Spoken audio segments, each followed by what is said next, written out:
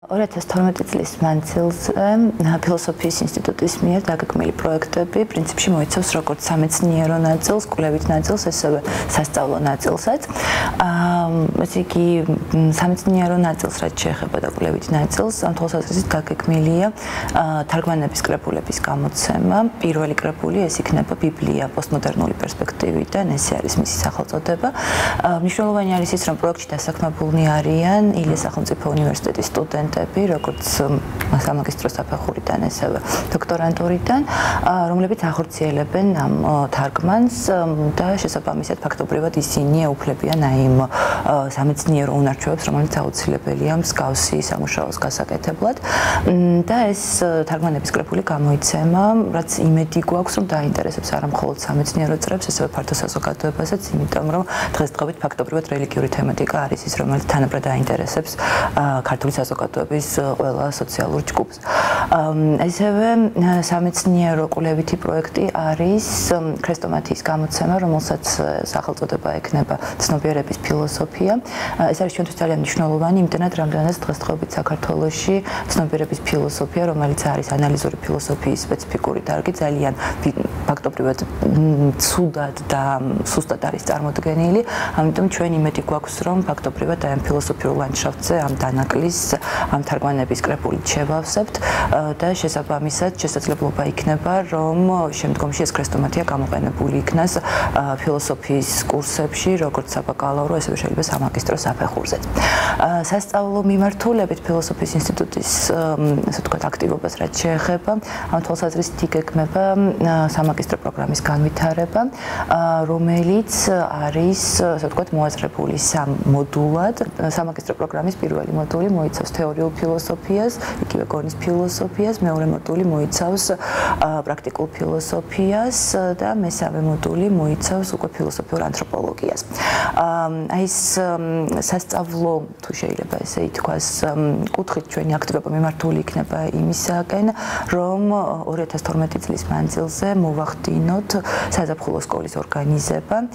საზაფხულო სკოლის მუშაობის თემატიკა განსაზღვრულია ძირითადი თავისუფლებები ფილოსოფიასა და სოციალურ თეორიებში.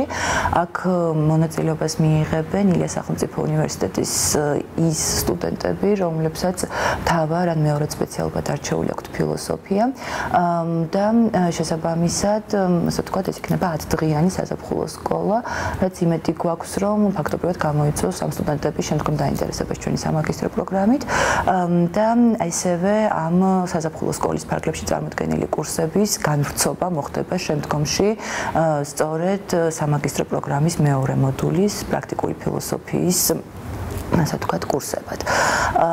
ასევე ამ საზაფხულო სკოლის ფარგლებში ჩვენ ვიწვევთ პროფესორებს დასავლეთის უნივერსიტეტებიდან, ძირითადად ეს იქნებიან ამერიკის შეერთებული შტატებიდან, ნიკლაუს ლარკიერს ველოდებით რომ ჩამოვა, ასევე შვეიცარიიდან, გერმანიიდან და ცენტრალური ევროპის უნივერსიტეტიდან და მათთან მოხდება სწორედ კონსულტაციებიც ესევე, ასე ვთქვათ, აი ამ დაგეგმილი სამაგისტრო პროგრამის განვითარებას.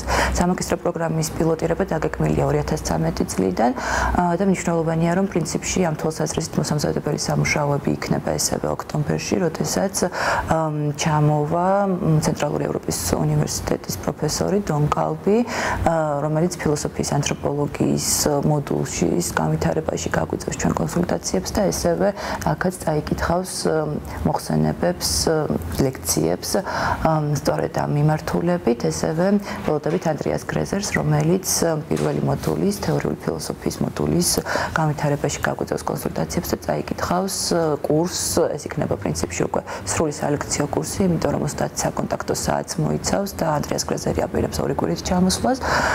ეს იქნება დასავლური მეტაფიზიკა. ეს იქნება ამ კურსის სახელწოდება. შესაბამისად, უკვე შესაძლებელი იქნება, რომ მისი წაკითხული ლექციები აქტუალურ კურიკულუმში იქნას ჩასმული და სტუდენტებმა, ასე ვთქვათ, კრედიტიც კი დააგროვონ ამაში. ესევე უკვე იანვარში, 30 იანვარს ჩვენ გეკმავთ კონფერენციის მოწყობას, რომლის სახელწოდება არის სამართლიანობა, ზნეობრივება, თავისუფლება და სადაც ილიას სახელმწიფო უნივერსიტეტის პროფესორებს შესაძლებლობა ექნებათ, რომ წარმოადგინონ თავისი კვლევითი პროექტები და ესევე ამ კონფერენციას დაესწრება ბონის უნივერსიტეტის პროფესორი თეო კობუში, როგორც საპატიო სტუმარი და ესევე მომხსენებელი. მეორე დღეს კი იგეგმება უკვე გასვლითი ღონისძიება სოფელ ხოვლეში მდებარე კულტურულ საგანმანათლებლო ცენტრში და აქ გორის უნივერსიტეტთანაც კოოპერაციაში არის მოაზრებული ეს პროექტი, ესე რომ ეს ხელს შეუწყობს ჩვენი უნივერსიტეტის, ასე ვთქვათ, შემდგომ თანამშრომლობას რეგიონალურ პროექტებში უკვე რეგიონებში არსებულ უნივერსიტეტებთან.